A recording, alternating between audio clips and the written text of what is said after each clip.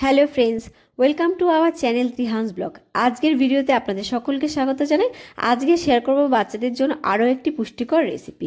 ভিডিওটি না টেনে পুরো দেখার অনুরোধ রইল। আর প্লিজ ভিডিওটিতে এক লাইক করে দেবেন, আর চ্যানেলে নতুন হয়ে থাকলে সাবস্ক্রাইব করে বন্ধু হয়ে পাশে থাকবেন। তো চলে এলাম আমার মূল রেসিপিতে। তো এখানে আমি নিয়ে নিয়েছি 4টে কিশমিশ, নিয়ে নিয়েছি 2টো খেজুর, আর নিয়ে নিয়েছি একটা আপেল। আমি কিন্তু এই কিশমিশ আর এই খেজুরগুলোকে ভালো করে ধুয়ে 2 ঘন্টার জন্য জলে ভিজিয়ে রেখেছিলাম। আর আপেলটাকেও কিন্তু 30 মিনিট নুন জলে ভিজিয়ে রেখে তারপর ভালো করে ধুয়ে নিয়েছি। এরপর আমি ভালো করে কেটে নিয়েছি। এবারে কিন্তু আমি খেজুরগুলোর খোসা ছাড়িয়ে নেব। আর খেজুরের খোসা খেলে কিন্তু অনেক সময় বাচ্চাদের পেটে ব্যথা হতে পারে, আপনারা কিন্তু খোসা ছাড়িয়ে নিতে পারেন। আর কিশমিশ যদি বাচ্চাকে রোজ খাওয়ান তাহলে কিন্তু 2টো করে খাওয়াবেন।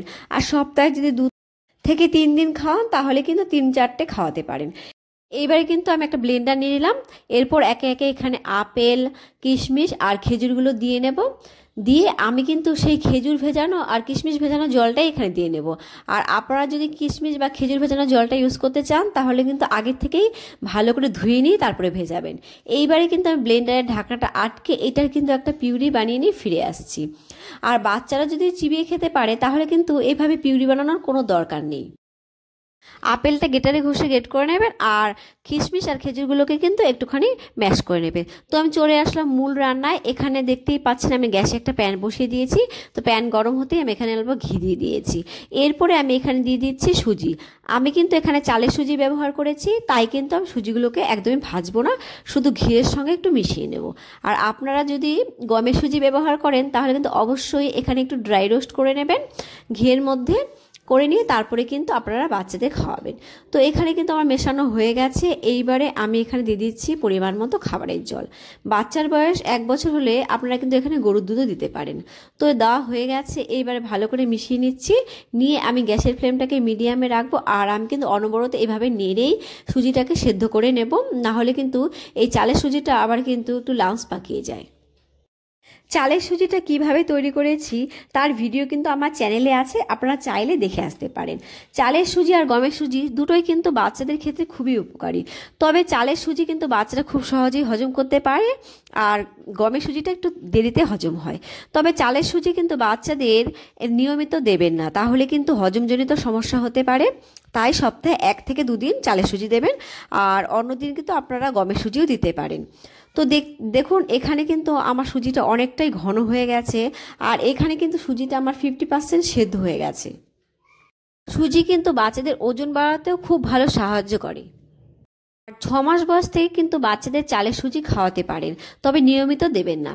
তো এইবারে কিন্তু আমার তৈরি করা পিউরিটা সুজির মধ্যে দিয়ে দিলাম। তো সুজির মধ্যে দিয়ে আমি কিন্তু ভালো করে মিশিয়ে নেব। মিশিয়ে আমি 5 মিনিটের মতো এই মিশ্রণটাকে সুজির সঙ্গে ফুটিয়ে নেব। আর আপনাদের বাচ্চারা যদি সেদ্ধ আপেল খায় সেক্ষেত্রে কিন্তু আপনারা আপেলটাকে সুজির সঙ্গেই প্রথম থেকে দেবেন, তাহলে কিন্তু আপেলটা খুব ভালো সেদ্ধ হয়ে যাবে। বিশেষজ্ঞরা বলে থাকেন বাচ্চাদের নিয়মিত কিশমিশ খাওয়ালে ওজন বৃদ্ধি পায়। এছাড়া কিশমিশে প্রচুর পরিমাণে ফাইবার রয়েছে যা বাচ্চাদের পরিপাকতন্ত্র পরিষ্কার করে, ফলে কিন্তু বাচ্চাদের কোষ্ঠকাঠিন্যের মতো সমস্যা দূর হয়। এছাড়া কিন্তু কিশমিশে রয়েছে ফসফরাস, রয়েছে পটাশিয়াম ও ক্যালসিয়াম, যা হাড়কে খুব ভালো শক্তিশালী করে। এছাড়া কিন্তু কিশমিশ হার্টের স্বাস্থ্যকে উন্নত করে। কিশমিশে কিন্তু রয়েছে ভিটামিন, যা কিন্তু শক্তি উৎপাদনের জন্য অত্যন্তই গুরুত্বপূর্ণ। একটা প্রচলিত কথা আছে যে রোজ আপেল খান আর ডাক্তার থেকে দূরে থাকুন। আসলে এক কথা, আপেল কিন্তু শক্তির পাওয়ার হাউস। তাই কিন্তু আপনাদের বাচ্চাকে ব্রেকফাস্টে বিভিন্ন খাবারের সঙ্গে আপেল খাওয়াতে পারেন। তো দেখুন এখানে কিন্তু সুজিটা আমার সেদ্ধ হয়ে গেছে, আর আমার খাবারটাও কিন্তু রেডি হয়ে গেছে। এইবারে কিন্তু আমি খাবারটাকে বাটিতে ঢেলে নেব। অনেক সময় দেখবেন বাচ্চারা সেদ্ধ আপেল একদমই সহ্য করতে পারে না, সেক্ষেত্রে কিন্তু প্রথম থেকে বাচ্চাকে আপনারা র আপেলই খাওয়াতে পারেন।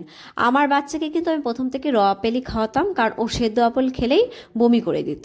তো দেখুন আমি বাটিতে খাবারটা ঢেলে নিচ্ছি, আর তৈরি হয়ে গেল বাচ্চাদের একদম খুবই হেলদি একটা ব্রেকফাস্ট, যা কিন্তু বাচ্চাদের ওজন বাড়াতে খুব ভালো সাহায্য করবে। আপনারা কিন্তু বাড়িতে একবার ট্রাই করে দেখতে পারেন। আশা করি বাচ্চারা খুব ভালো খাবে, আর আমার বাচ্চাও খুবই পছন্দ করে এই খাবারটি। আজকের ভিডিও এই পর্যন্তই। দেখা হবে নেক্সট ভিডিওতে বাচ্চাদের জন্য আরও নতুন নতুন রেসিপি নিয়ে। আর প্লিজ কিন্তু আমার চ্যানেলটাকে একটা সাবস্ক্রাইব করে দেবেন। Thank you, bye by.